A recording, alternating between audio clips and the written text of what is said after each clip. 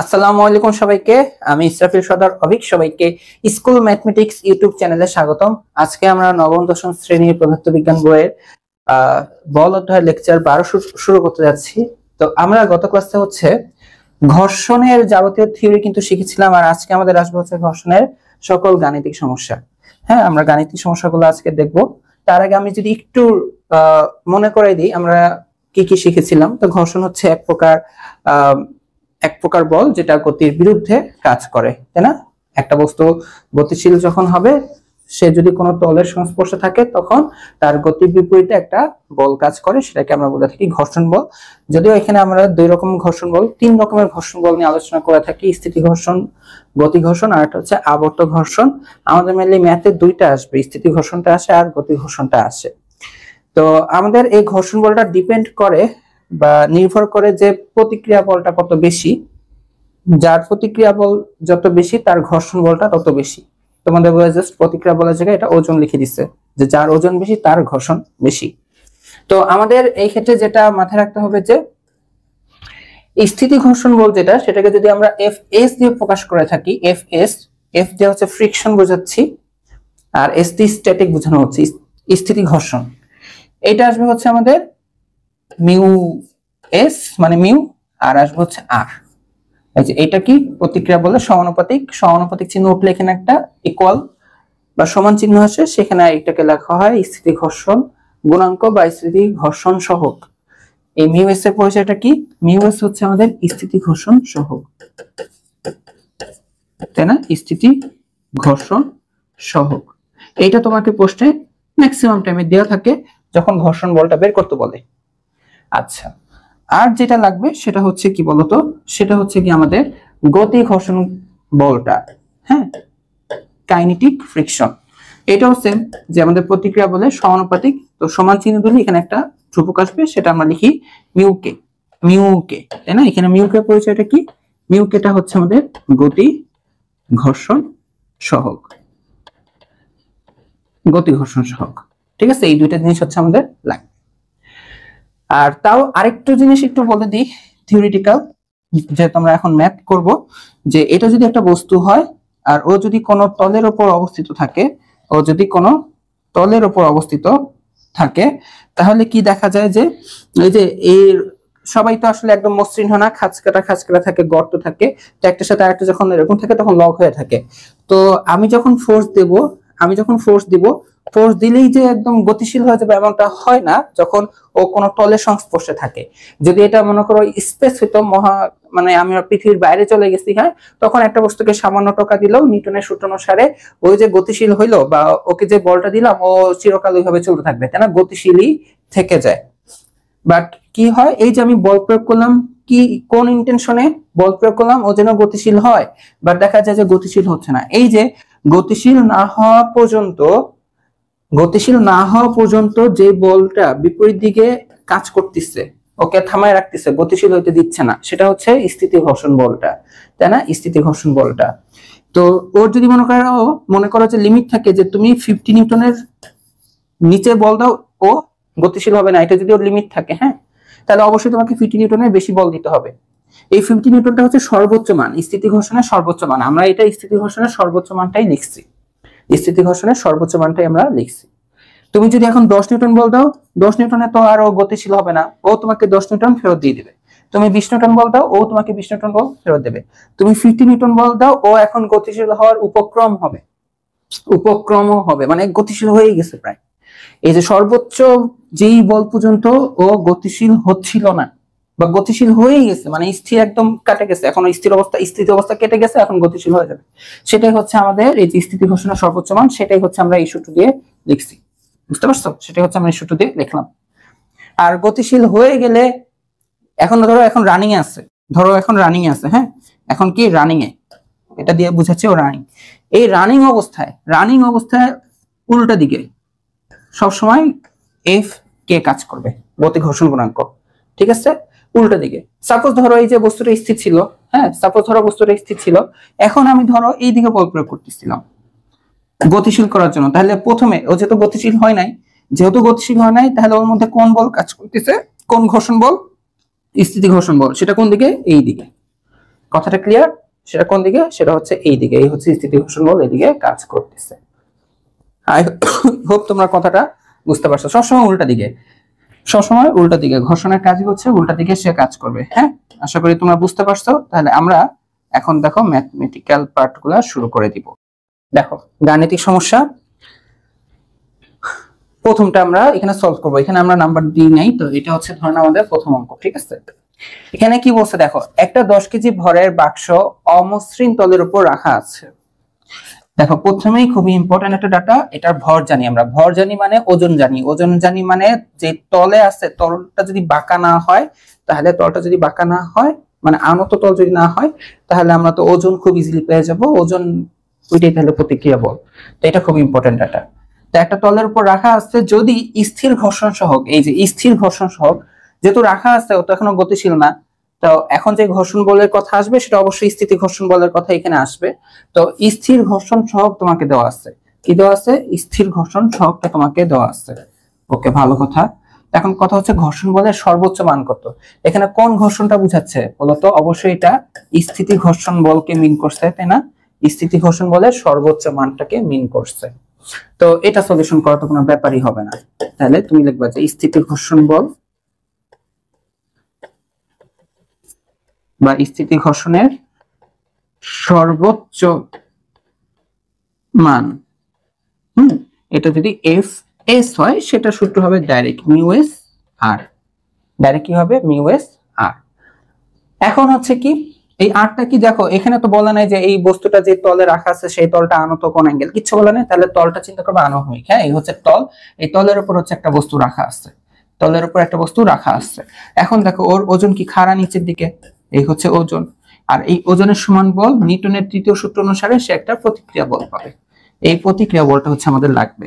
তো এখানে আমরা লিখবো যে প্রতিক্রিয়া বল আর, প্রতিক্রিয়া বল আর।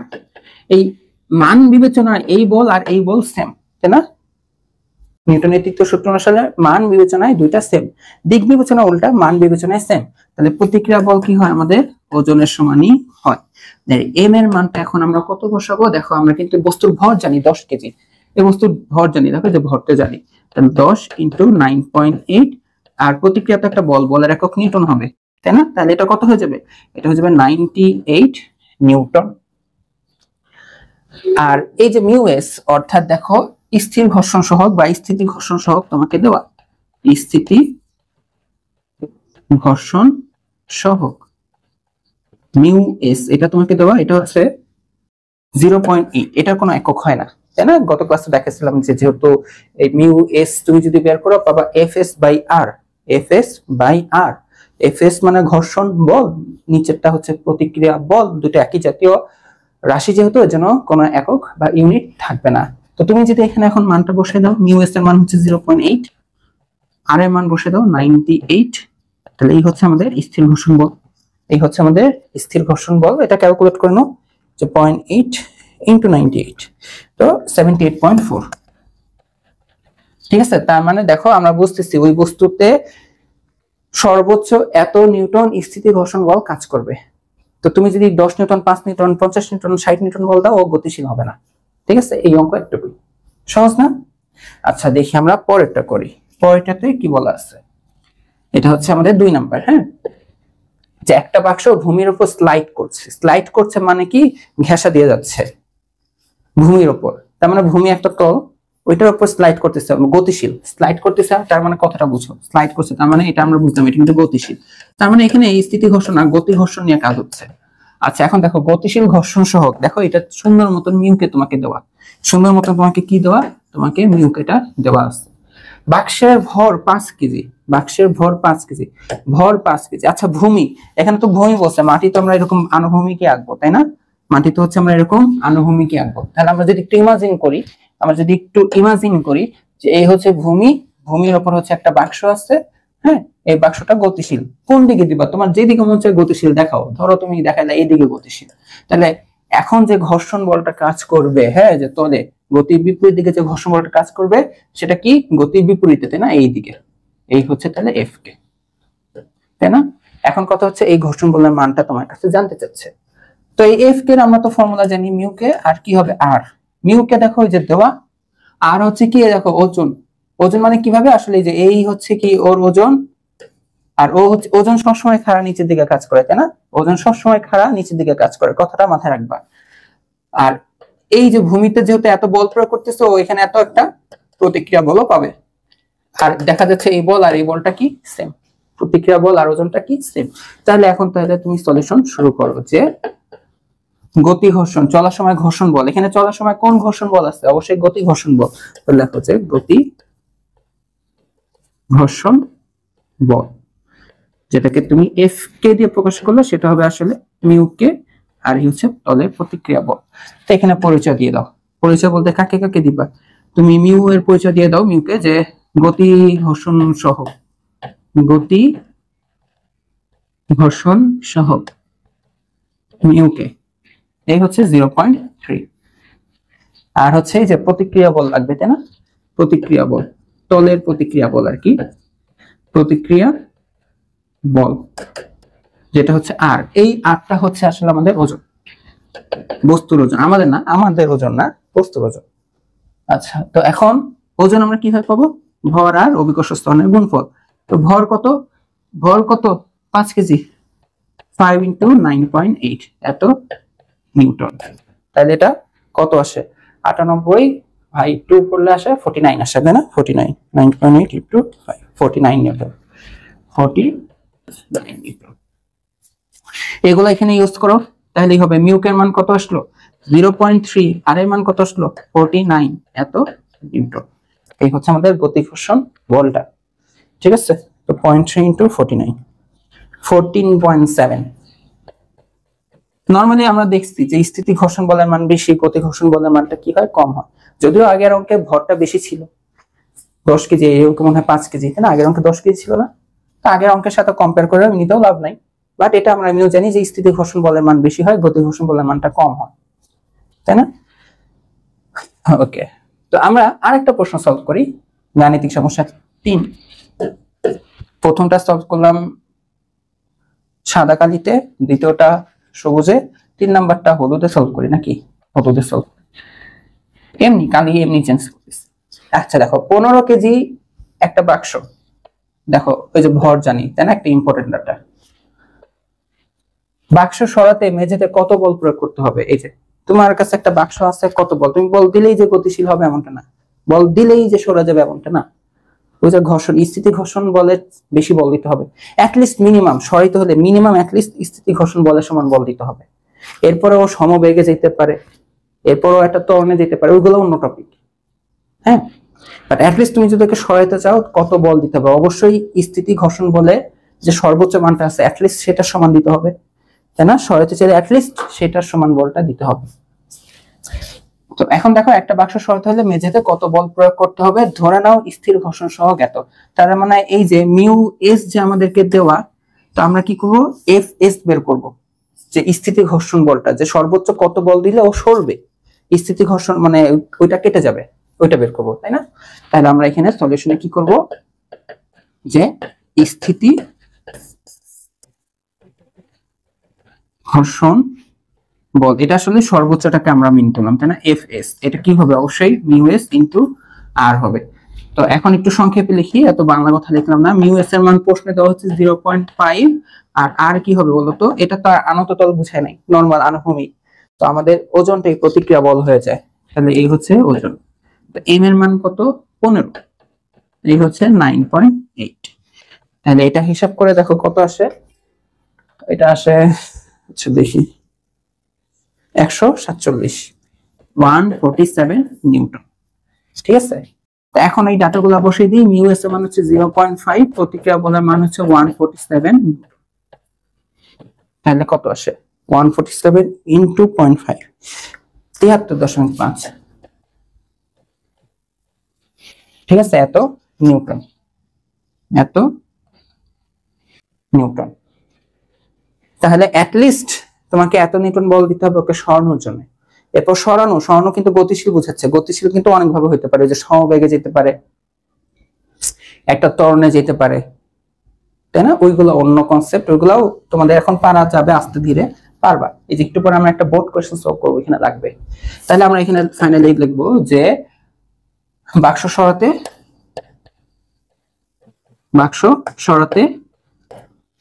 73.5 নিউটন বল কি হবে বলতো, বল দিতে হবে। এটা মিনিমাম, তুমি আরো বেশি বল দিলে তো আরো ভালো। এই হচ্ছে তাহলে আমাদের এটা অ্যান্সার। এখন দেখো আমরা তোমাদের গাণিতিক সমস্যা শুরু করব বোর্ড কোশ্চেনের। হ্যাঁ, এই বোর্ড কোশ্চেনের অঙ্কটা তোমরা যদি বুঝে যাও ঘ নাম্বারটা, তাহলে হচ্ছে আমার সার্থকতা। এটার ঘ নাম্বারটা যদি বুঝে যাও তাহলে সার্থকতা। এটা দেখো কুমিল্লা বোর্ড 2024 আসে একটা প্রশ্ন। আচ্ছা আমরা প্রশ্নটা পড়ি। এখানে বলা হচ্ছে যে এক ব্যক্তি নির্দিষ্ট অবস্থান থেকে 2 কেজি ভরের একটা বস্তুকে 584 মিটার দূরে একটা বাক্সে ফেলানোর উদ্দেশ্যে 10 সেকেন্ড যাবত 10 নিউটন বল প্রয়োগ করলো। তার মানে একটা বস্তু আছে 2 কেজি, একটা বস্তু আছে 2 কেজি, তাই না? এই হচ্ছে 2 কেজি ভরের একটা বস্তু। এখন 584 মিটার দূরে একটা বাক্স আছে, ধরো কথায় কথায় এখানে একটা বাক্স আছে। হ্যাঁ, এরকম কত দূরে? 584 মিটার দূরে। ভালো কথা। একটা বাক্সে ফেলানোর উদ্দেশ্যে 10 সেকেন্ড যাবত 10 নিউটন বল প্রয়োগ করলো। সে এটার উপর বল প্রয়োগ করতেছে কত সময় ধরে? 10 সেকেন্ড ধরে। এখন এই 10 সেকেন্ডটা কেমন 10 সেকেন্ড? মানে 10 সেকেন্ড ধরে বল প্রয়োগ করতে করতে কি এখানে চলে আসছে, নাকি 10 সেকেন্ড বল প্রয়োগের পরে ও থেমে গেছে বল, নাকি মানে অনেক এখনো কিন্তু কনফিউশন আসছে। জাস্ট আমরা জানি যে 10 সেকেন্ড ধরে বল প্রয়োগ করছে, জাস্ট 10 সেকেন্ড ধরে বল প্রয়োগ করছে। আচ্ছা, এখন এই অঙ্কটা এত বেশি কমপ্লিকেটেড হইতো না, মানে কমপ্লিকেটেড না, মানে এত বেশি আমাদের কনসেপ্ট মাথায় আনতে হইতো না যদি এটা মসৃণ তল হইতো। বাট এখানে একটা মজার বিষয় আছে, পথের ঘর্ষণ বল। এখানে ঘর্ষণ আছে, পথের ঘর্ষণ বল। যেহেতু এটা তো গতিশীল অবস্থার ম্যাথ, তাই না? যেহেতু আমরা এটাকে গতিশীল করে নিয়ে যাব, তার মানে এটা আসলে গতি ঘর্ষণ বলটাকে মিন করছে, গতি ঘর্ষণ বলটা মিন করছে। তো তুমি যে এই বস্তুটাকে যে বল প্রয়োগ করে নিয়ে যাবা, এত সহজ না। হ্যাঁ, এত সহজেই নিতে পারবা না। ওর উল্টা দিকে সবসময় একটা গতি ঘর্ষণ বল কাজ করবে। গতিশীল অবস্থা সবসময় গতি একটা, মানে গতিশীল অবস্থায় সবসময় ওর গতি বিপরীতে একটা বল কাজ করবে, গতি ঘর্ষণ বল। এখন আমরা প্রশ্ন করি। প্রথম প্রশ্ন, এটা বানান তো ভুল, এটা আসলে বল কাকে বলে, তাই না? আমরা ক খ খ যেমন তোমাদের এটাও তোমাদের একটু থিওরিটিক্যাল, ক তো জ্ঞানমূলক, তাই না? আমরা হচ্ছে ম্যাথমেটিক্যালটা সলভ করব। গ নাম্বার দেখো যে বস্তুর উপর থেকে আচ্ছা এটা হবে এটা, বস্তুর ওপর পথের গতি ঘর্ষণ সহগ নির্ণয় করো। এই যে এই বস্তুটার ওপর গতি ঘর্ষণ সহগ, দেখো তোমাকে ঘর্ষণ বল দেওয়া, আর ঘর্ষণ সহগ বলতে কি বোঝাচ্ছে? গতি ঘর্ষণ সহগ বলতে কি বোঝাচ্ছে?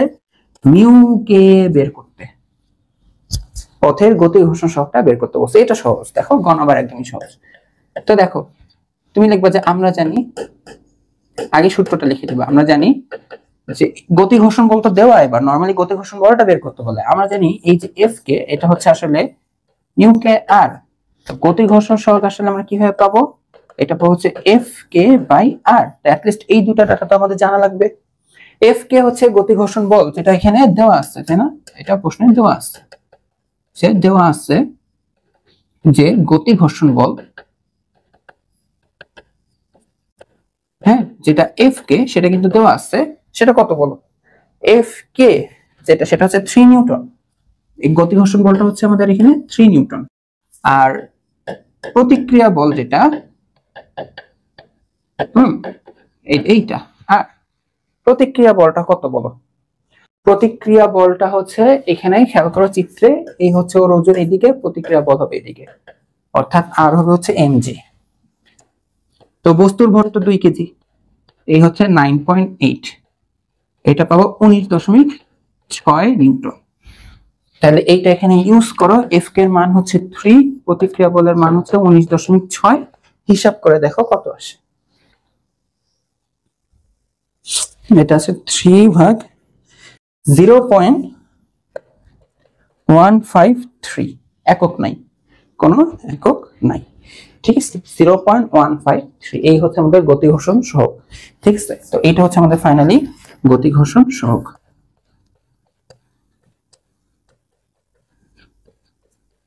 পথের গতি ঘর্ষণ সহগ 0.153।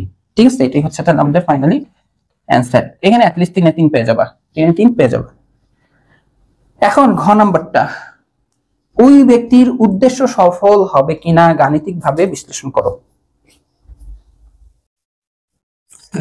ওই ব্যক্তির উদ্দেশ্য সফল হবে কিনা গাণিতিকভাবে বিশ্লেষণ। এই ব্যক্তি কি চাচ্ছিল, ওর উদ্দেশ্য কি ছিল, ভালো না খারাপ? ওর উদ্দেশ্য ছিল এটাকে বাক্সের মধ্যে ফেলবে, যেটা 584 মিটার দূরে, অনেক দূর, 584 মিটার মানে হাফ কিলোমিটারের বেশি, তাই না? এত দূরে সে এই 2 কেজি ভরের বস্তুকে ফেলতে চায়, এই কারণে সে বল প্রয়োগ করতেছে, 10 সেকেন্ড ধরে বল প্রয়োগ করছে। এই যে সে বল প্রয়োগ করছে 10 সেকেন্ড, তার মানে যদি আমাদের হিসাব এমন হয় যে 10 সেকেন্ডের বেশি হয়ে গেছে, 11 সেকেন্ড 12 সেকেন্ড, তাহলে বস্তুর বল মানে ব্যক্তি যে বল প্রয়োগ করতেছিল 10 নিউটন, সেটা তোমার হিসাব থেকে বাদ। ঠিক আছে, সেটা তোমার হিসাব থেকে বাদ দিতে হবে, সেটা তোমার হিসাব থেকে বাদ দিতে হবে। ওকে, তো এখন কথা হচ্ছে যে ওই বস্তু মানে ব্যক্তি সফল হবে কিনা, কি সফল হবে, তার মানে আমাদেরকে দেখতে হবে এই যে এই জিনিসটা বা এই বস্তুটা 584 মিটার দূরে বাক্সের মধ্যে পড়ে কিনা, এটা আমাদের এখন ম্যাথমেটিক্যালি হিসাব করে দেখতে হবে। যা ডাটা দেওয়া আছে সেই ডাটা থেকে আমাদের দেখতে হবে যে এই বস্তুটা 584 মিটার দূরে আসলেও পড়ে কিনা। তো চলো আমরা এটা নিয়ে হিসাবটা শুরু করি। ঠিক আছে, আমরা এটা নিয়ে হিসাব শুরু করব। তো প্রথমে তো দেখো আমরা ঘ লিখি। তো এখানে যে কাহিনীগুলো হচ্ছে, আমি এখানে একটু আবার চিত্র আঁকি, যে এখানে হচ্ছে আমরা বাক্সে ফেলতে চাচ্ছি, এখানে হচ্ছে বস্তু আসছে, ঠিক আছে, এখানে হচ্ছে বস্তুটা আসছে। তো এই বস্তুটাকে হচ্ছে আমরা এই দিকে বল প্রয়োগ করতেছি, বা একটা লোক বল প্রয়োগ করতেছে 10 নিউটন এফ। কত সময় ধরে বল প্রয়োগ করবে, 10 সেকেন্ড ধরে। এখন হচ্ছে গতিশীল হইলো, ঠিক আছে বুঝলাম। আর একটা হচ্ছে একটুকু লিখে দিই, একটুকু হচ্ছে আমাদের 584 টোটাল। ঠিক আছে, 584। আচ্ছা বুঝলাম। এখন দেখো প্রশ্নে কিন্তু এখানে বলে দিচ্ছে যে এখানে গতি ঘর্ষণ বল আছে, সেটা হচ্ছে এফ কে, যেটা সেটা 3 নিউটন, ডিরেক্ট তোমাকে 3 নিউটন বলটা দিয়ে দিচ্ছে। তো এই বলটা যদি না থাকতো তাহলে আমাদের প্রথম হিসাবটা কি হইতো জানো? প্রথম হিসাবটা হইতো আমরা আগে 10 সেকেন্ডে কত দূর গেছে সেটা বের করতাম। কথাটা বুঝো, আমি এটা নিয়ে অনেকক্ষণ আলোচনা করব। যদি এখানে ঘর্ষণটা না থাকতো তাহলে আমরা আলোচনা করতাম, আচ্ছা 10 সেকেন্ড ধরে তো বল প্রয়োগ হয়েছে, 10 সেকেন্ডে ও কত দূর গেছে। তো যেহেতু বল জানি, তাহলে আমরা কিন্তু টর্ন পেয়ে যেতাম, a = f/m, তাই না? f = যদি ma হয় তাহলে a = f/m। আমি মুছে ফেলবো, কারণ এটা আমি চিন্তা করতেছি ঘর্ষণ না থাকলে কি হইতো। তাহলে হচ্ছে এই যে বল আর ভর দিয়ে আমি ভাগ দিতাম, এটার ভর তো 2 কেজি, তাই না? 2 কেজি না, মনে থাকে না, স্মৃতিশক্তি দুর্বল হয়ে গেছে, তো 2 কেজি। তাহলে ত্বরণ পেয়ে যেতাম 5 মিটার/সেকেন্ড²। এখন দেখো আদিবেগ 0 ধরতাম, কারণ আমাদের অঙ্ক শুরু হচ্ছে মাত্র বল প্রয়োগ করতেছি। বস্তু তো এই যে 584 মিটার আগে এখানে ছিল, আগে থেকে তো গতিশীল ছিল না, প্রশ্নটা এই কথা বলে নাই, তাই না? তাহলে আমরা আদিবেগ 0 ধরতাম, ত্বরণ এইটা, বল প্রয়োগ হয়েছে 10 সেকেন্ড ধরে। তাহলে আমরা বের করতাম যে আচ্ছা সরণ কত, তখন আমরা কি বের করতাম, সরণ কত। একটু হিসাব করে দেখতাম যে সরণ ut + ½ at², u তো 0, তাহলে এটা আসবে ½ at², তাই না? বুঝছো তো ut কেন কাউন্ট করে নাই, u তো 0। তাহলে দেখো কথার কথা যদি এটা একটু বের করে দেখি, ½ 5t² তো 10, তো এটা আনুমানিক কত আসতো একটু যদি বের করো, একটু ওয়েট করো। তো 5 250 আসছে। কত আসছে, কথার কথা 250 আসছে। তো বল প্রয়োগ করলাম 10 সেকেন্ড তো আসছে কথার কথা 250। এরপর কি বস্তু থেমে গেছে? না, এরপর বল প্রয়োগ করা বন্ধ হয়ে গেলে আমরা তখন আবার অন্য হিসেবে অঙ্ক করতাম। বল প্রয়োগ করা বন্ধ মানে বস্তু স্থির না, কিন্তু বল নিষ্ক্রিয় হয়ে যাওয়া মানে কিন্তু বস্তু স্থির হয় নাই। বল দেওয়ার কারণে দেখো ওর আদিবেগ 0 থেকে বল দেওয়ার কারণে ওর মধ্যে ত্বরণ ছিল মানে ওর বেগ বৃদ্ধি পেয়েছে। তো বেগ বৃদ্ধি পেতে পেতে আমরা তখন বের করতাম আচ্ছা 10 সেকেন্ডে ওর বেগটা কত হয়েছে আলটিমেটলি। তো ভি শেষ বেগটা 10 সেকেন্ডে, এটা u + 8 দিয়ে আমরা বের করে ফেলতে পারতাম। সবই পাস্ট টেন্সে বলতেছি, কারণ চিন্তা করতেছি ঘর্ষণ নামে কিছু নাই, তখন হিসাবটা কিভাবে হইতো। তো u + 80 দিয়ে বের করতাম যে a হচ্ছে ত্বরণ কত প্রযুক্ত হয়েছে 5, কত সময় ধরে প্রয়োগ হয়েছে 10, তাহলে এই হচ্ছে 50। তাহলে 10 সেকেন্ড পর যদিও বা আমাদের বল নাকচ হয়ে গেছে, নিষ্ক্রিয় হয়ে গেছে, বাদ চলে গেছে, ও কিন্তু 0 না, ও দেখো ও কিন্তু 50 মিটার/সেকেন্ড বেগ প্রাপ্ত। বল প্রয়োগ বন্ধ হওয়ার পর বস্তু চলে তখন সমবেগ, তখন আমাদের সমবেগের কনসেপ্ট, তাই না? সমবেগের কনসেপ্ট, সমবেগে কিন্তু সারা জীবন ধরে চলতে থাকতো, সমবেগে কিন্তু সারা জীবন ধরে চলতে থাকতো, মসৃণ তল যেখানে ঘর্ষণ নাই। নিউটন তো আমাদেরকে এটাই শিখে গেছে, তাই না? বাহ্যিক বল প্রয়োগ না করলে, যেহেতু আমরা আর কোনো বাহ্যিক বল এখানে প্রয়োগ করতেছি না, তাহলে ও যেই বেগটা প্রাপ্ত হচ্ছে সে সেই বেগে সারা জীবন ধরে চলতে থাকবে। হ্যাঁ, আমরা বল প্রয়োগ করছি 10 সেকেন্ড ধরে, 10 নিউটন বল, 10 সেকেন্ড ধরে বল প্রয়োগ করতে করতে ও কিন্তু পুরো 584, তাই না? ডিসটেন্সটা একটু দেখে নিই, 584 মিটার। আমাদের মেইন টার্গেট বা লোকটার মেইন টার্গেট এটাকে 584 মিটার দূরে ফেলবে। 10 সেকেন্ড ধরে বল প্রয়োগ করে 584 যায় নাই, বাট সে 250 মিটার যাইতে পারছে। এরপরে লোকটা কিন্তু ব্যর্থ হয় নাই, লোকটা কিন্তু ব্যর্থ হয় নাই, বস্তু তারপর রানিংই থাকবে নিজের থেকেই, সমবেগে চলবে। সমবেগে চলতে চলতে 584 মিটারে যে ঠুস করে পড়ে যাবে, বস্তুর উদ্দেশ্য হাসিল হয়ে গেল, ব্যক্তির উদ্দেশ্য হাসিল হয়ে গেল। বাট এই অঙ্কের টুইস্টটা হচ্ছে এখানে তোমার এত সহজে সবকিছু হবে না, এখানে ঘর্ষণ আছে, এখানে ঘর্ষণকে আমাদের কনসিডার করতে হবে। এই যে প্রথমে যে আমি ইজিলি যে ত্বরণটা বের করছি, এখানে ফার্স্ট এটাই হবে না, কপি কল করছো না, কপি কল করার পরে এখন তোমার অঙ্কটা সহজ হবে। কিভাবে সহজ হবে দেখো, ভয় দেখাইছি, আবার ভয় দেখায় তোমাদের কি বলতেছি না, দেখো একটু ভালো করে দেখো বুঝবা, একটু ভালো করে দেখো বুঝবা। তো দেখো এই যে সলিউশন নিজের মতন চিত্র রাখলাম, ঠিক আছে? এখন দেখো এখানে আমরা এই বস্তুটার উপর দেখো কয়টা বল প্রযুক্ত হচ্ছে এই মুহূর্তে যখন গতিশীল, এখন ঘর্ষণ ফেরত আসছে। হ্যাঁ, মানে এখন আমরা বইয়ের অঙ্ক ব্যাক করলাম। তো এই বস্তুটার উপর দেখো 10 নিউটন বল যাচ্ছে এইদিকে, এইদিকে যাচ্ছে গতি ঘর্ষণ বল।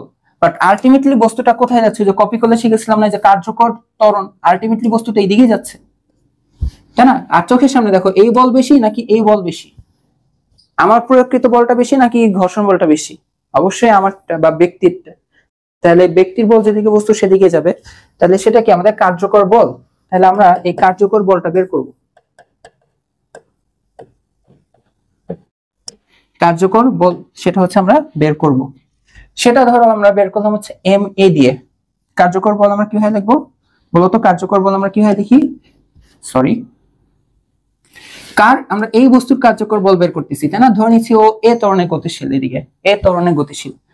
এই ত্বরণটা ঘর্ষণ না থাকলে খুব ইজিলি আমরা এভাবে লিখে দিতাম এফ বাই এম, বাট এখানে ঘর্ষণ আছে, এটা এভাবে করা যাবে না। কার্যকর বল আমরা কিভাবে লিখবো? এম এ, এভাবে। এই যে এই বস্তুর ত্বরণ। এখন এই কার্যকর বল আমরা কিভাবে পাই? এই কার্যকর বলটা আসবে হচ্ছে এখানে বড় বলকে এফ মাইনাস উল্টা দিকের ঘর্ষণ বল, ঠিক আছে?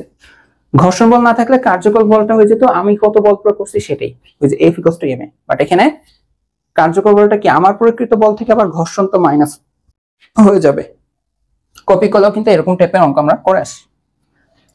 তাহলে এখন এখান থেকে আমরা এখন কি করব দেখো, এই যে এ বের করব, এ, তাহলে F minus F K divided by M.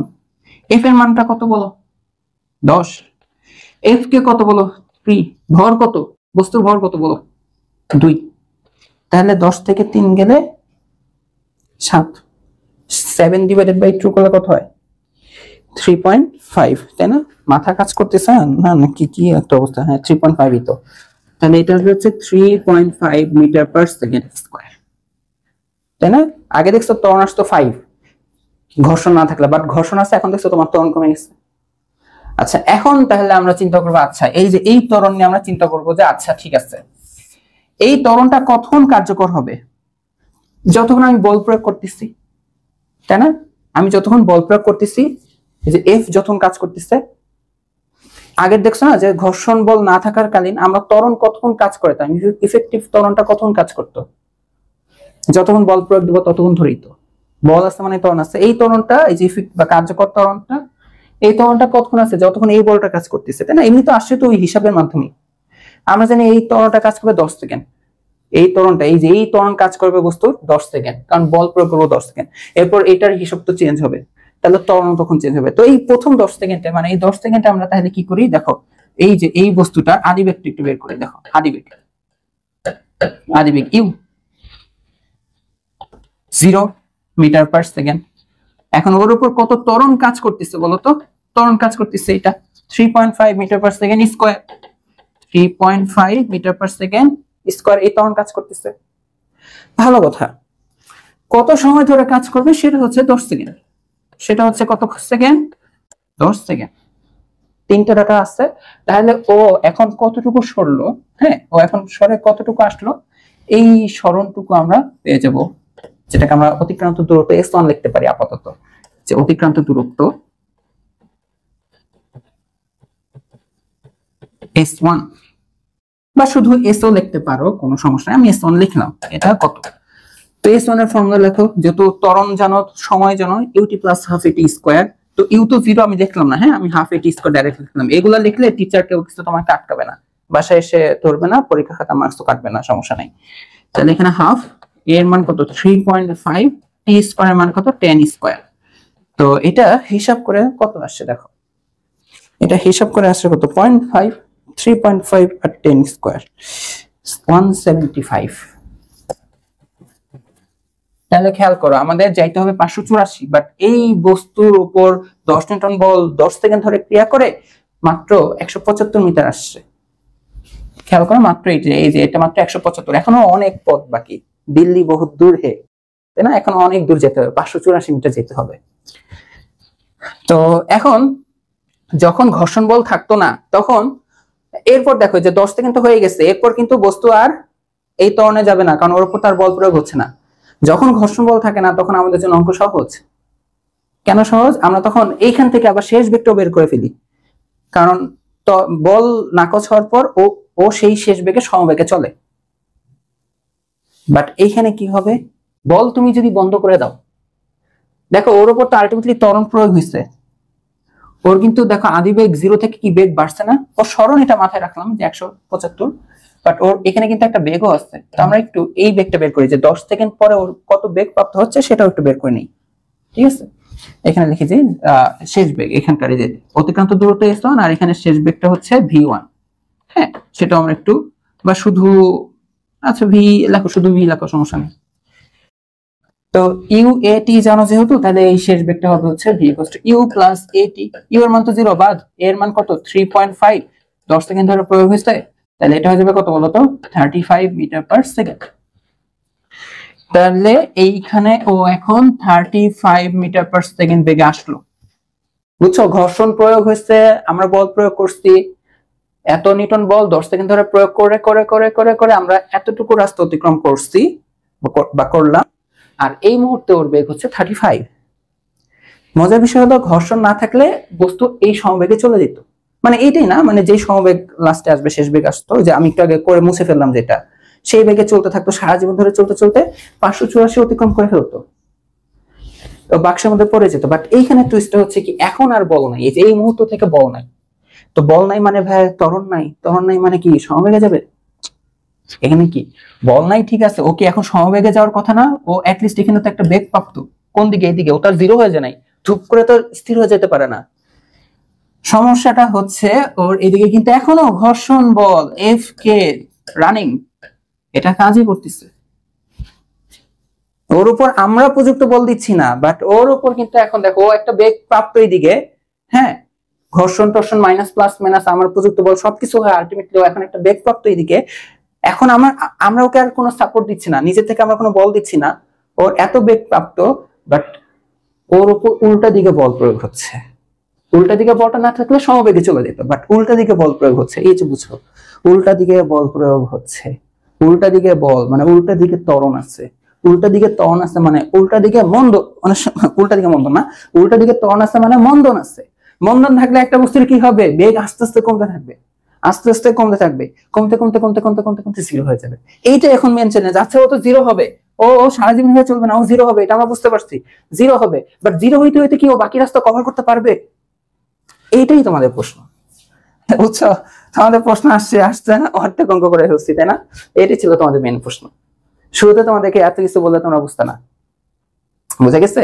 এই অঙ্কের কেন ইন্টেনশনটা এমন, এই অঙ্কের ইন্টেনশনটা মাঝখানে বুঝে যায়। তুমি আগে অঙ্কটা করো, যতটুকু হয়েছে ততটুকু করো, যা জানো যে বল প্রয়োগ হচ্ছে, ত্বরণ ঘর্ষণ আছে, তাহলে প্লাস মাইনাস করে বাকি বলটা দিয়ে ত্বরণ বের করে কত রাস্তা অতিক্রম করলো বের করো, এখন কত বেগ প্রাপ্ত সেটা বের করো। এখন যে তুমি দেখলা যে আচ্ছা টুইস্ট তো, এখন তো বল নাই, আমার বল নাই, ও এত বেগ, ও তো এই সমবেগেও যাবে না, কারণ কি উল্টা দিকে ঘর্ষণ আসছে, উল্টা দিকে ঘর্ষণ মানে কি মন্দন আসছে, মন্দন থাকলে তো ওর বেগ আস্তে আস্তে কমতে কমতে কমতে 0 হয়ে যাবে। এখন এটা তো হিন্দি সিনেমার বা হিন্দি সিরিয়ালের মতন থ্রিলার হয়ে গেছে, যে ও 0 হইতে যে কি বাকি রাস্তা অতিক্রম করতে আদৌ পারবে?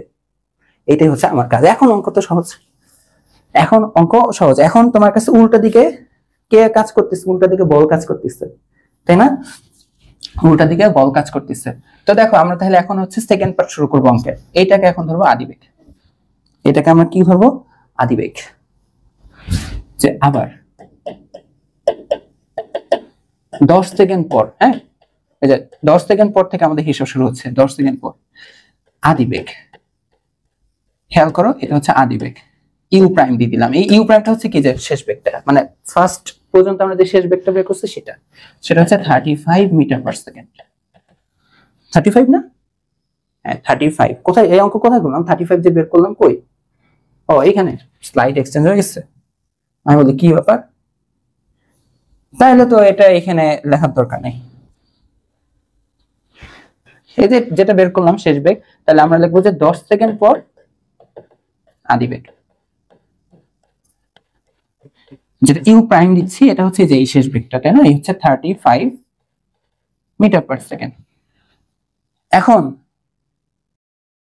আমরা জানি ও আস্তে আস্তে উল্টা দিকে, ওর উপর কি মন্দন প্রয়োগ হচ্ছে, উল্টা দিকে বল আসতে দেখে ও আস্তে আস্তে কিন্তু এক সময় কোনো না কোনো সময় যে শেষ বেগটা 0 হয়ে যাবে, শেষ বেগটা 0 হইতে বাধ্যই। এখন ওর উপর কত বল প্রয়োগ হচ্ছে?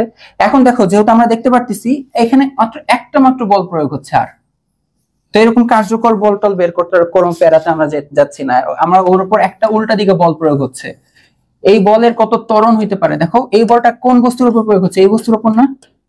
এই বস্তুর উপর বল জানো, এই বস্তুর ভরও তো জানো, বস্তু তো চেঞ্জ হয় না, তাহলে মন্দন মানে উল্টা দিকে ত্বরণটা পেয়ে যাবে না? তাহলে এখন দেখো যে ডাইরেক্ট লিখবো মন্দন, মন্দন। তাহলে এই মন্দনটা হবে কি? মন্দন আমরা কিভাবে বের করি? বস্তুর উপর বল প্রয়োগ হচ্ছে, মানে ত্বরণ বা মন্দন যাই বলো না কেন, বল প্রয়োগ হচ্ছে বাই ভর, ওর উপর শুধুমাত্র এখন ঘর্ষণ বলটাই প্রয়োগ হচ্ছে উল্টা দিকে, কালপ্রিট, ওর জন্য সব সমস্যা, ডিভাইডেড বাই ভর। আর এখানে নেগেটিভ দেই নাই, কারণ আমি বলেই দিচ্ছি এটা মন্দন, নেগেটিভ দেওয়ার দরকার নাই। এখন এফ কে মান কত? 3। কত বল, ভর কত ওর? 2। আমি হাইপার হয়ে গেছি ঘর্ষণের কারণে, 3/2 মানে কত? আমাদের 1.5, তাই না? 3/2 মানে আমাদের 1.5। দেখো তিনটা ডাটা তোমার কাছে আছে। তাহলে তোমার এই যে ওর আদিবেগ এত থেকে শেষ বেগ 0 হচ্ছে এত মন্দনের কারণে, এইটা হইতে হতে ওর অতিক্রান্ত দূরত্ব কত? আমরা এই অতিক্রান্ত দূরত্বটা বের করবো, ঠিক আছে? হ্যাঁ, ও তার মানে এই যে ও এখান থেকে, যে এইখান থেকে আর কত দূর যাচ্ছে সেটা বের করতেছি। এখান থেকে আর কত দূর যাচ্ছে, অতিক্রান্ত দূরত্বটা খেয়াল করো, অতিক্রান্ত দূরত্বটা এস। এটাকে আগে তো S1 ধরছিলাম, তাহলে এটাকে S2 ধরি নাকি? এই হচ্ছে এটা ইকুয়ালস টু হোয়াট?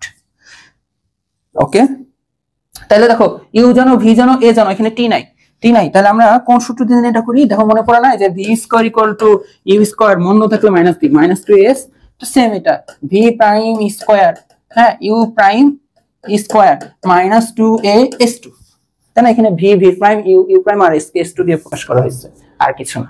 আমার তো লাগবে s2, তাহলে এটাকে এই পাশে নিয়ে আসো, 2a/s2, এই হচ্ছে ইউ প্রাইম স্কয়ার, এটা এই পাশে আসলো আর এটা এই পাশে যে বিয়োগ হয়ে যাবে, ভি প্রাইমের স্কয়ার, আমার তো লাগবে শুধু s2, তাহলে ইউ প্রাইমের স্কয়ার মাইনাস ভি প্রাইমের square divided by 2a। U প্রাইমের মান কত? ইউ প্রাইমের মান 35 মাইনাস শেষ বেগ তো 0, তো বাকি এটা কত? 1.5, তাই না? 1.5। তো দেখি কি হয়, অতিক্রম হবে কি মনে হয় বলো, গেস করো, প্রেডিক্ট করো।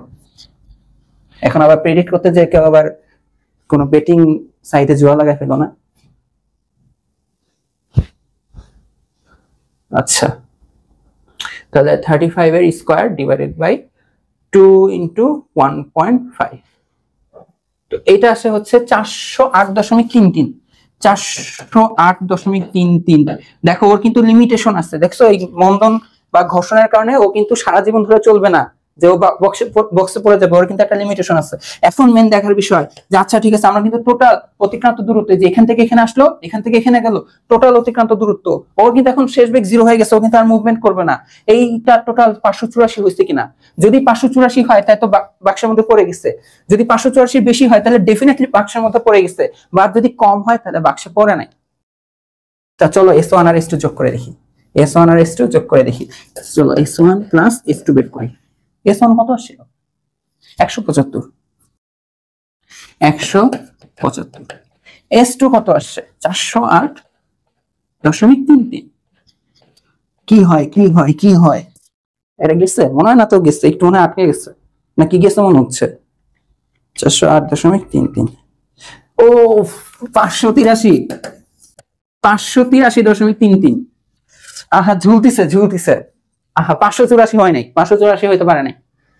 এখন এখন বলো না ভাইয়া থাক মিলাই দিই, না না ফিজিক্সে কাজ করা যাবে না, একটুখানি কি জন্য আটকে গেলে একটুখানি আটকে থাকতে হবে।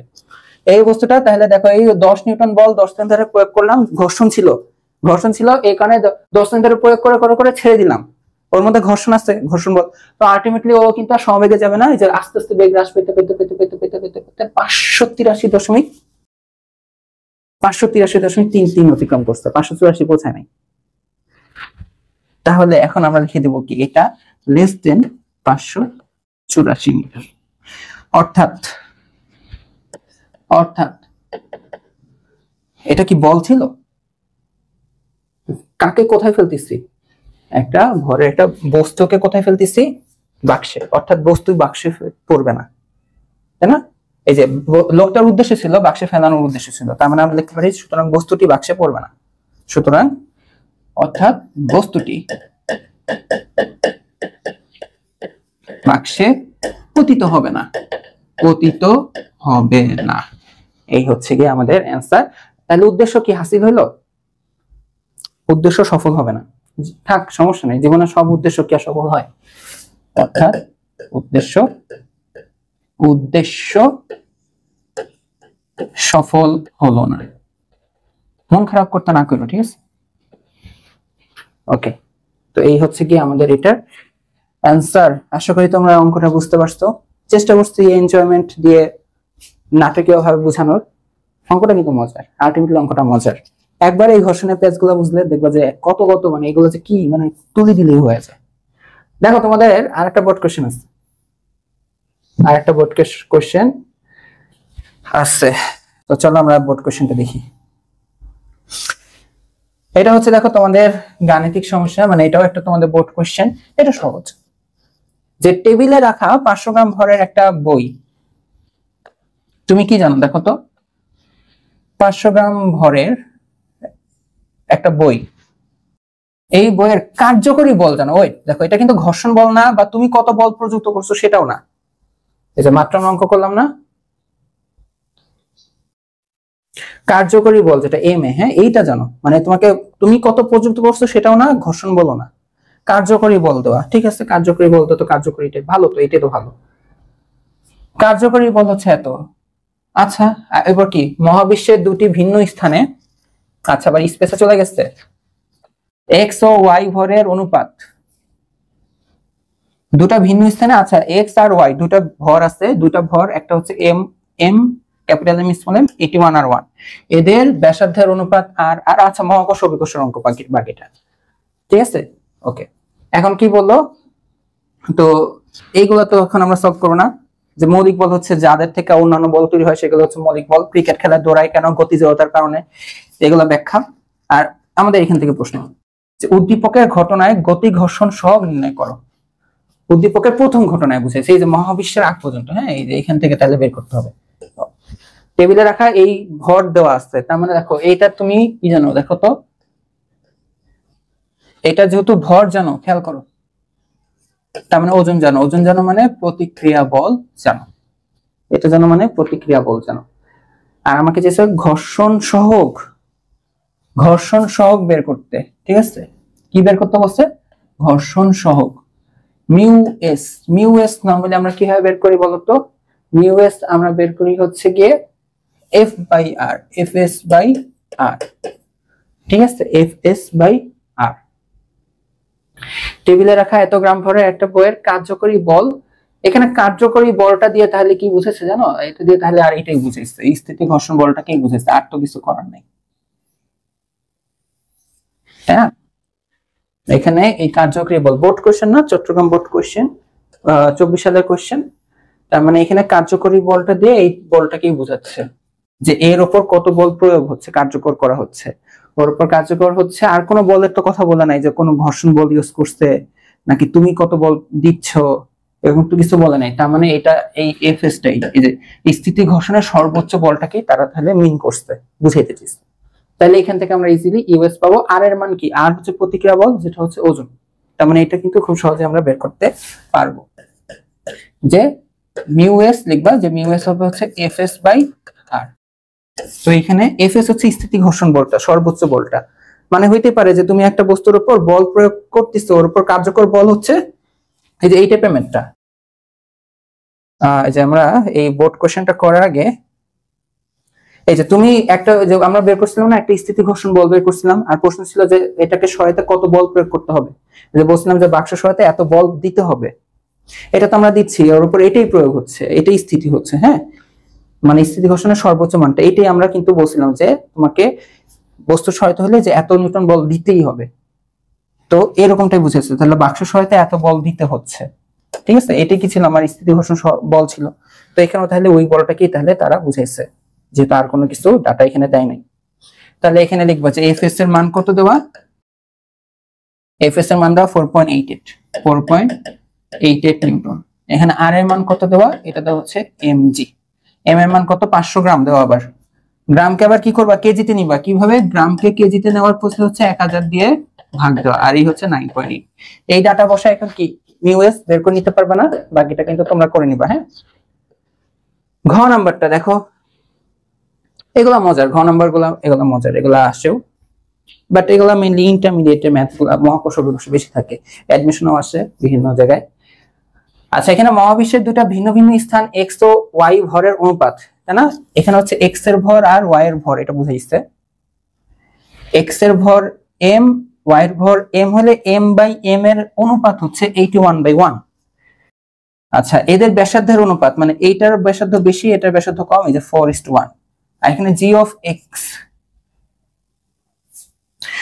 আচ্ছা জি অফ এক্স, এক্স তো হচ্ছে অবস্থান, তাহলে এইটা বোঝাচ্ছে যে এখানে মহাবিশ্বের দুইটা ভিন্ন ভিন্ন স্থান, মানে এক্স আর ওয়াই স্থান, এক্স আর ওয়াই স্থান, এক্স আর ওয়াই ভর না, এটা দুইটা ভিন্ন ভিন্ন পজিশন বোঝাচ্ছে। তাহলে এক্স আর ওয়াই দুইটা মহাবিশ্বের দুইটা ভিন্ন ভিন্ন জায়গা, এই জায়গা এক্স, এই জায়গা ওয়াই। তো ক্যাপিটাল এম এর মান এক্স অবস্থানে 81, স্মল এম এর ভর ওয়াই অবস্থানে 1। এক্স্যাক্টলি 81 আর 1 না, অনুপাতটা হচ্ছে 1, 81:1। ঠিক আছে, আচ্ছা বুঝলাম। তো এটা হচ্ছে বড় ভর এই এক্স অবস্থান, আর ছোট ভরের ওয়াই অবস্থানে ভরের অনুপাত হচ্ছে এইটা, ব্যাসার্ধের অনুপাত এইটা। জি অফ এক্স হচ্ছে 9.8। 9.8 দেখে বুঝে গেছি আসলে এক্স আসলে ভূপৃষ্ঠ। ঠিক আছে, এক্স আসলে ভূপৃষ্ঠ।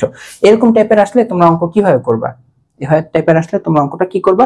প্রশ্নটা কি? প্রশ্ন হচ্ছে উদ্দীপকের আলোকে কোন স্থানে বইটার ওজন কম হবে। দেখো, ওজন কম বেশি হবে কখন জানো? এখানে মেইন ফ্যাক্ট হচ্ছে অভিকর্ষ ত্বরণ। তো তোমাকে জি এক্স বের করতে হবে আর জি ওয়াই বের করতে হবে। দুই জায়গায় দুই রকমের অভিকর্ষ ত্বরণ তুমি পাবা। আর ত্বরণ পেয়ে গেলে তুমি কিন্তু যে ডাব্লিউ এক্স পেয়ে যাবা, যে ভরের তো চেঞ্জ নাই, তাহলে ডাব্লিউ ওয়াই ও পেয়ে যাবা। কিভাবে? ভর আর অভিকর্ষ ত্বরণের গুণফল। অ্যাটলিস্ট জি এক্স এর মান তো জানো, জি এক্স এর মান তো জানো। তাহলে যে জি এক্স মানে এই এক্স অবস্থানের ওজন কিন্তু আমাদের তাহলে কোনো প্যারা নেই, এক্স অবস্থানের ওজনটা আমাদের কোনো প্যারা নেই। আমাদের তাহলে জি ওয়াই বের করতে হবে, ওয়াই অবস্থানে জি এর মান। তো তোমাদেরকে আমি একটা জিনিস শিখেছি যে দেখো, যাই হোক না কেন সবসময় মনে রাখবা যে জি এর মান কিভাবে লিখবা জানো? জি মান হচ্ছে G M by R square, মানে আর স্কয়ার। ঠিক আছে, এভাবে লিখতে, তাই না? জি এম বাই স্কয়ার ব্যাসার্ধ। এখানে এটা আসলে আরো স্পেসিফিক ভাবে বলা উচিত ছিল, এটা হচ্ছে দুইটা গ্রহ, এভাবে প্রশ্ন বলা উচিত ছিল। এই গ্রহের ব্যাসার্ধ, এই গ্রহের ব্যাসার্ধ এভাবে বলা উচিত ছিল, বাট বলে নাই। প্রশ্নটাতে একটু ঘাটতি রাখছে, বা স্পষ্ট করে বলা উচিত ছিল যেটা গ্রহ। কারণ দেখো যে আমরা যে জি এম এখানে তোমাদের শিখেছি, এখানে দিয়ে বুঝেছে দূরত্ব। আমি বুঝতেছি এখানে তারা এই আর দিয়ে বুঝেছে ব্যাসার্ধ, আর দিয়ে বুঝেছে কি ব্যাসার্ধ, হ্যাঁ লিখে দিচ্ছে ব্যাসার্ধ। তার মানে পৃষ্ঠে, পৃষ্ঠে কার পৃষ্ঠে? অবশ্যই একটা গ্রহের পৃষ্ঠে। গ্রহ কথাটা উল্লেখ করে নাই তো, তাই না? তো ওইটা আমাদের বুঝে নিতে হচ্ছে, কি আর করার, পোর্ট কোশ্চেন তো, আর কিছু করার নাই। তো দেখো, আমরা যে কোনো জায়গার যদি অভিকর্ষ ত্বরণ বের করতে চাই, যে কোনো গ্রহে, তুমি হইতে পারে বৃহস্পতি গ্রহে যাও, তুমি হইতে পারে মঙ্গল গ্রহে যাও, বা কোনো উপগ্রহেও যাও, চাঁদে যাও, যেখানে যাও, হ্যাঁ, তুমি কি করবা? জাস্ট জি লাগবে, ওইটার ভর লাগবে, ওইটার ব্যাসার্ধ লাগবে পৃষ্ঠে, তাহলে তুমি পৃষ্ঠ অভিকর্ষ ত্বরণটা পেয়ে যাবা। জি লাগবে, এম লাগবে, এম এর মান, জি এর মান তো তোমার সার্বজনীন ধ্রুবক 6.67 × 10⁻11। এম হচ্ছে ওই গ্রহের ভর, আর এটা হচ্ছে ওই গ্রহের ব্যাসার্ধ, এটা দিয়ে করা যায়। ঠিক আছে, আচ্ছা তো দেখো এই অঙ্কটা কিভাবে শর্ট ভাবে করা যাবে। তো দেখো, তোমার কাছে পৃথিবী পৃষ্ঠ এক্স সেটটা দেওয়া, জি অফ এক্স এর মান তুমি কিন্তু অলরেডি জানো 9.8। বাট জি অফ এক্স এর মান না জানলেও তোমাকে কি এভাবে বের করতে হইতো না? এই যে এক্স এর ভর এম, এই যে দেখো এখানে এক্স মানে এক্স পৃষ্ঠে যে ভরটা ক্যাপিটাল এম লেখা, তাই না? আর ওয়াই অবস্থানে ভরটা কি স্মল এম লেখা, এর জন্য ক্যাপিটাল এম লিখলাম, ঠিক আছে? ভর আর ব্যাসার্ধ লিখলে দেখো এক্স অবস্থানে ব্যাসার্ধ হচ্ছে আর লেখা, প্রথমটাই হচ্ছে আর, এর জন্য এখানে আর লিখবো, ঠিক আছে? তাহলে দেখো G M by R square মানে জি এক্স, জি এক্স এর মান কত দেখো তো 9.8 না, 9.8। তাহলে দেখো G M by R square. তোমাদের প্রথম এই অঙ্কটা করলে মনে হবে অভিক ভাই এভাবে কেন করতেছে, বাট এইটাই সবথেকে সহজ পদ্ধতি, অনেক সহজে হয়ে যায়। এগুলো খুব কমন অঙ্ক, এগুলো ইন্টারমিডিয়েটে খুব কমন অঙ্ক, মহাকর্ষ অভিকর্ষ অধ্যায়ে খুবই কমন অঙ্ক। এটাকে তুমি এভাবে রেখে দিবা। তো G M by R square মানে 9/8, 9/8 দেওয়া ছিল, বাট তারপর তুমি সূত্র লিখছো। তাহলে এখন সেম ভাবে তুমি জি অফ ওয়াই বের করো, জি অফ ওয়াই না মানে ওয়াই অবস্থানে অভিকর্ষ স্থানটা বের করো জি, তাহলে ওয়াই অবস্থানে ভর লাগবে দেখো, বাট ওয়াই অবস্থানে ভরটাকে লেখা আছে যে ওয়াই এর ভরটা লেখা স্মল এম, ব্যাসার্ধ লেখা স্মল আর, তাহলে small M by small R square. এখন এই মান তো জানো না, দেখো টেকনিক্যালি বের হবে কিভাবে। এইখানে দেখো আমরা হিসাব শুরু করব। আমাদেরকে দেওয়া আছে capital M by small M এর মান হচ্ছে মোস্ট প্রবাবলি 81/1। ইস টু মানে কি ভাগ, তো capital M by small M মানে 81/1, 81/1 অর্থাৎ শুধু 81। তার মানে দেখো তো এখানে কি লেখা যাবে, স্মল এম এর মান কি লেখা যাবে, স্মল এম এর মান কি লেখা যাবে, M divided by small M এর মান কি লেখা যাবে, এম ডিভাইডেড বাই 81 না? আর গুণন করো, যে এটা এখানে গেছে 1, এখানে গেছে 81, এখানে এসে ভাগ হচ্ছে। আচ্ছা, আবার আরেকটা ডাটা দেওয়া, এই যে দেখো অনুপাত small capital R by small R হচ্ছে 4:1। কি দেওয়া, capital R by small R এর মান হচ্ছে 4/1।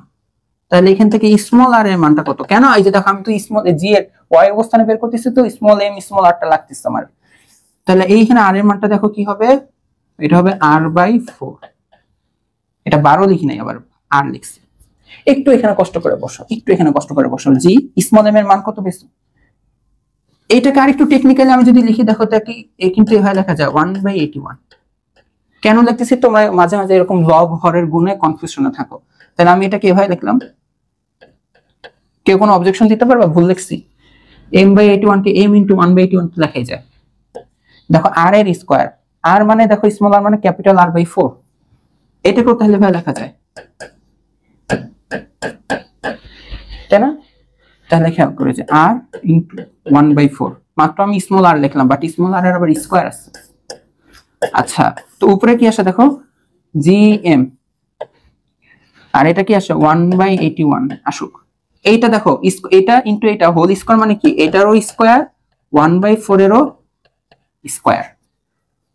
তো তোমরা আই হোপ 9 10 এ যে পড়ো, 10 এ পড়ো, 9 এ পড়ো, এগুলা তো জানো যে ধরো এ বি সি, ধরো হচ্ছে ডি বা বি, বি লিখলে তো কাটাকাটি যাবে, ডি ই এফ, এগুলা ধরো মন চাইলে ভাই লেখাই যায় a divided by D E F, মানে শুধু আমি এই যে এতটুকুকে গুণ করে বি সি হয় লিখতে পারি।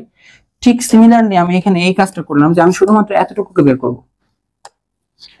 বের করে লিখবো যে G M by R square into বাকিটা নিজের মতন গুণ হবে।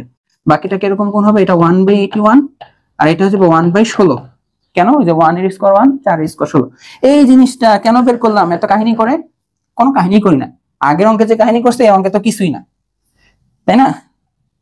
আগের অঙ্কে যে কাহিনী হচ্ছে এটা তো কিছু না। এই জিএম বাই আর স্কয়ার খেয়াল করো, এই যে জিএম বাই আর স্কয়ার মান 9.8, যে মানটা দেওয়া ছিল অভিকর্ষ ত্বরণের, এটা কেন করলাম, এটা 9.8। তাহলে আমরা এখন ইজিলি 9.8 ঠাস করে এখানে বসে দেব, এটা 9.8 ইনটু এটা দেখো 1/81 ইনটু লিখে লিখে যাবে 16 না? বের করো এখন কত, বের করো কত।